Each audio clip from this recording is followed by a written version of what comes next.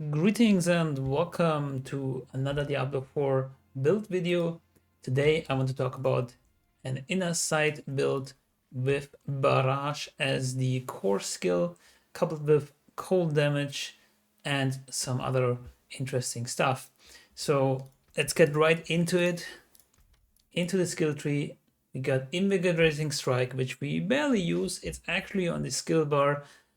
We have to put 2 skill points in the basic, which is unfortunate. And yeah, more to why it's on the skill bar later on. Then we got Barrage to get off Advanced Barrage as our main damage skill. Sturdy and Siphoning Strikes. You get asked, like, okay, why close damage reduction? Why Siphoning Strikes, which also only happens against close enemies when we have Barrage, which is a marksman skill. This is due to the fact, and I'm jumping a bit ahead here, that we are using the close quarters combat, and we actually use Barrage as a means of like shotgunning, because the closer you stand, the more arrows can hit simultaneously or in parallel. And we have a close quarters combat, so we are really, really close for the most part. Not always, so these 2 passives come in handy. Then we got Shadow Step with Methodical, so we can get up close and we even get some damage reduction. I got 1 point in the Rugged, which I don't really need, but I had 1 point left over. Then I have Caltrops with Discipline, Caltrops, and Dash with a Methodical Dash to move around. And of course, the infamous Unstable Elixirs and Trick Attacks, since it's just too freaking strong. Dark Shroud maxed out. We're getting Dark Shroud through a legendary aspect that lets us build up Dark Shroud stacks via Lucky Hit. And then enhanced and countering to boost a bit of our crit chance. Exploit and Malice right here. And we got the Cold Imbuement to get off enhanced and mixed. And then the Frigid Finesse, of course, which is a huge multiplier against shield and even more against frozen enemies. Then I got the Innovation to gain some energy back. Still thinking about this one. Maybe I should change it up, but yeah, we will see. We will see. Thinking about this one. More to that in a second. Then the key passive is Close Quarters Combat, as mentioned. So why is that?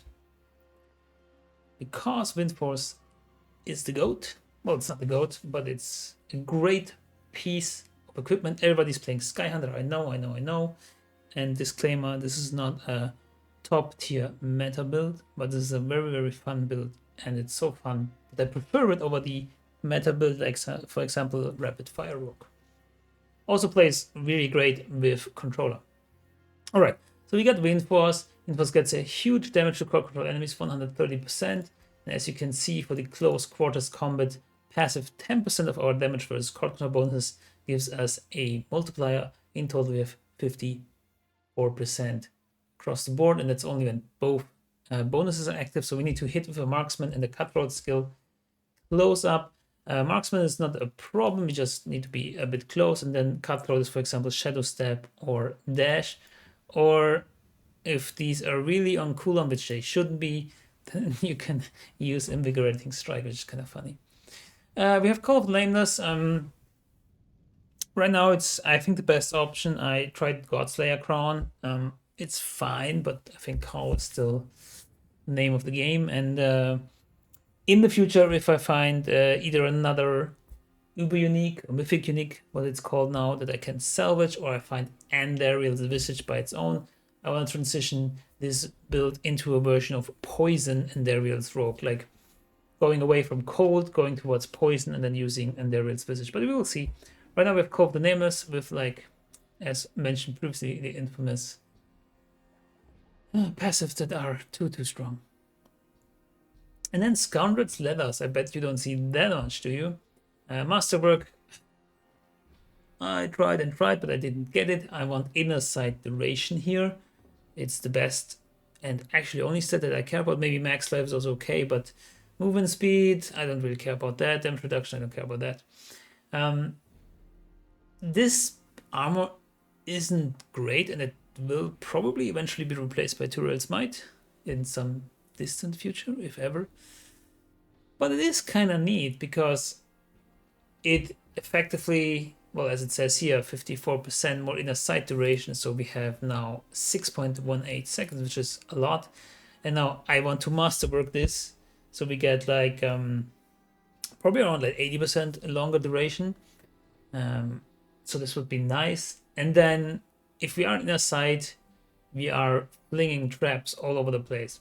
So I haven't made traps themselves strong yet. So this is another maybe variation that I can explore in the future, where I say like, okay, if we have in a sight up, we get all the traps. It's like kind of cool, and if they also do damage, it's even better. But I'm more using them as like support structures. For example, caltrops, we actually invested some points and then we get like critical strike chance. I'm not really using caltrops that much.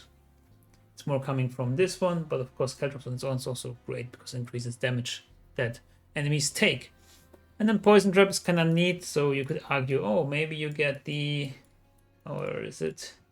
You get the poison trap, and then you get the knockback, and then you get the increased damage. So this might be something to consider if we go down the Endurance Visit route, or even countering poison trap. Need to toy around if that triggers, if it's due to Scoundrel's Ladders. But in terms of the knockback, I don't think it's that strong because we have a huge knockback with Wind Force already. And this is even not even a great roll. The greater eye effects on Barrage is nice, but other than that, yeah, we really need or want to have 50% here that Barrage has the chance to deal double damage and knock enemies. Anyways, that's Scoundrel's Ladders. Then I have these gauntlets, and yeah. Oh my god, they're so terrible. They're terrible, but I need them because I need the armor. So I actually need armor on pants, and then I can have other. So technically, we need Barrage here, not core skills. Then we need dexterity and probably attack speed. But these are so defensive, but yeah. The nice thing is they have a max roll on damage to crocodile enemies, and then also a high roll on chance to daze, although I'd rather have chance to freeze, but I'm kind of hesitant to reroll. Then we got the pants. I stacked some res on this, which is not ideal, and also I have lucky hit chances done, which I'd rather have chance to freeze, so also room for improvement here. As for the aspects, here's Edge Masters. Because of inner sight, we're often at maximum available primary resource, so that's kind of neat. And then here, of course, the one that I already mentioned, that we get Dark Shroud casts or Dark Shroud stacks when we just do critical strikes on lucky hit. Then we got the Frostbitten aspect right here. These boots are okay. I mean, they're kind of neat, they're not great. They have a nice dodge chance, which puts us at almost 25% dodge, which is okay. And they have the chance to freeze, and then they have mobility cooldown reduction. I'd rather have like movement speed, but there you go. Frostbitten is nice because we are freezing kinda often, mostly due to Azureth. Yes, I'm using Azureth. Azureth is great, I love it, because chance to freeze, and they're freezing pretty often. So we got this one that gives us more critical strike damage, and also we got, of course, the Frigid Finesse, which also gives us a huge damage bonus against cold. The Wind Force we already talked about. Chance for Barrage Projectile to cast twice. Here again, Masterworking didn't quite land on what I wanted. One on Barrage is nice, but we need another. We need a higher Malice roll. We need a higher Unique Effect roll. So there's so much improvement. I'm actually excited to how far I can push this. And the amulet is kind of neat. Again, not the best. We have Dexterity, we have Max Life, we have Frigid Finesse, and Damage to Crowd Control on a max roll. I was really, really pleased. I think that was my last temporal, and it got like... Oh my god. Anyways, and then Cold Imbue lasts for more casts. Ring of the Starless Skies, it's not mandatory, but it's really strong because we're using a lot of energy in between inner sight. So if we're building inner sight, we're using a lot of energy because we're spamming Barrage a lot. It's costing 24 energy, so we will really see the difference with Ring of Starless Skies. And then this one's also not ideal. Oh, who would have thought? So Lucky Hit Chance, I really don't want that particularly. I think we need the chance to make an enemy vulnerable on some lucky hit placed either on the ring or on the gloves, but I haven't really found that as a whole package. And again, damage to crowd control enemies. This is the low roll, so this could be 30%, almost 30% higher. Imagine that. And then Cold Imbue lasts for more cast, of course. And then lastly, we have a dagger because we have like close enemies, so we're rather close. You could also use a sword, and then also damage to crowd control enemies and another chance to, yeah, for more barrage or for double barrage and the like. And then Azure Ref I already showed. That's the gear. The Paragon, it's gonna be a bit quicker. We got the control right here, makes sense. Enemies are frozen often. We need the damage to crowd control. Actually would want more intelligence points here. Maybe I can find somewhere somehow. And then we got exploit weakness right here. Together with the combat glyph, which helps us also with energy management. Although I actually don't know. So what if we're doing it live. What if I do control here? Gives me way more crowd control damage, and then the combat glyph here. Because I'm actually not really needing so much crit strike damage. And yeah, gives us like 5x more damage right here as well. Anyways, as you see, this is not a perfect build. I mean, this is not like a max roll top tier build guide where 5 people looked over it and managed to, you know, do everything to perfection. But this is like a different take, a different vibe. It's more off meta, and I hope you liked it. Anyways, we're going over here to cheap shot, which also makes sense because we're crowd controlling a lot, and then we get fluidity right here. So we're using agility skills anyways, and we really like that 10x damage. So there we go. I don't really like this damage reduction from slowed. I don't think we are slowing anyone anywhere at all. So I like to wait. This is damage to crowd control enemies. Wait. What am I doing here? Boom, boom, boom. Oh, I need stacks. How do I get this one? Let's just shelve this one. Wait, does this work here? So it's 58 and then... Oh. Well, good that we talk about it. I need these two as well. Anyways, and there's more damage. I need to rework this Paragon, but I'm terribly sorry. But you can see what is the essence of this or gist of it, you know, where do we need to go? And some other controversial, not controversial point, but some other points here in the end, like is Deadly Ambush. Do I really want this? Gives me more crit strike damage to enemies affected by my trap skills. It's like okay. It's not like great. It mostly comes from Scoundrel's Letter. So if we get Turret's Might, I would probably back out of this. Over here we got Tricks of the Trade, which makes sense, right? We're doing marksman skills and cutthroat skills, giving us more damage. And then we got Exploit right here. I think I don't need the Shadow Res right here, right? So I can get some damage to crowd control enemies. Found it. Do we have more intelligence here? Here's one more point. And I think that's it. Intelligence, yep.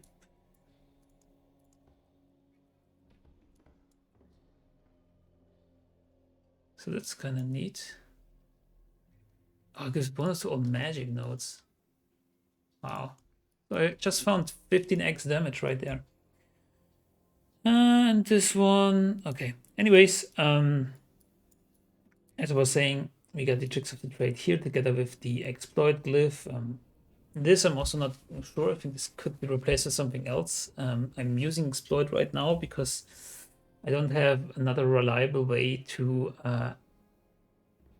make my enemies vulnerable. Since I need an item with the lucky hit chance to make it vulnerable. Let's put that 1 point back here. I have 2 points. Okay, let's take... Sure. And yeah, we also got into the Cunning Stratagem board. We're not using combo points, but we want dominant. We want the core damage here. We want the core damage here. Core damage. Why do we want the core damage? Because of Leyrena's Instinct, and this is the highest multiplier you can get, 22.8, because Blizzard screwed it up and gave no item or other Paragon glyphs to raise your core skill damage bonus. So it's a bit maddening that we cannot go to the 35x. I hope this changes with the next patch. But there you go, we just go into here for the Leyrena's Instinct Paragon node. Now I'm kinda curious, what else is crowd control damage? Oh my god, I need to, okay, I see. I need to turn around this whole party right here, and I can get all the crowd control damage, and then I'm much stronger. Damn. Anyways, this will be maybe in a future video and having some progress made, but let's go into hit tier 81. I know it's not the highest, and we can but it's a good starting point. It's a good farming point. You saw the gaps in my gear and also the gaps in my glyph board, Paragon board. So this makes me actually hopeful that I can push higher. And if you want to follow me on that journey, be sure to subscribe to the channel for more videos like that. No, I didn't make the strongest case of, oh, well, yeah, I'm giving you the solution on the silver platter and you just can turn off your brain, copy this build and go ham. I think it's rather more interesting to make people think about and come together and think about how can we make builds stronger that are not automatically S tier.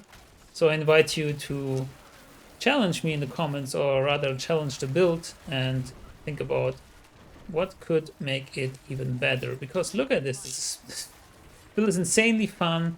We don't have to stack up stupid combo points all the time, and we can just blast. It's also very fast, and this further proves that I'm a noob. Of course, after death effects will still melt us, because this is a super great mechanic implemented to make us hate the game. And then come back and play some more.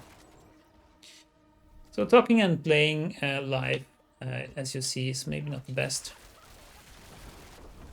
Back to my point, if you can evade after death effects, like you should be able to if you pay attention, then this is an insanely fun build, and it's very fast. For farming, yeah, well, I would say higher pit levels. I would say not every build is capable of this, unfortunately. I hope they elevate more builds, at least up to tier 100. I am guessing we can go to tier 100 of this. I'm not sure, because the biggest problem are bosses. So our biggest weapon is stagger. As you can see, we are staggering extremely quick. Look at this. Boom, staggered. And then we do our most damage staggered. But if the boss is not staggered, we do not do damage at all. So yeah, but there you go. So I'm gonna conclude this video right here. I'm gonna check my Paragon board again, move some things around, make this build even stronger, and then get back to you in the future. If you listened and watched until the end, I appreciate you. Thank you very much, and good luck, have fun, and goodbye. Bye-bye.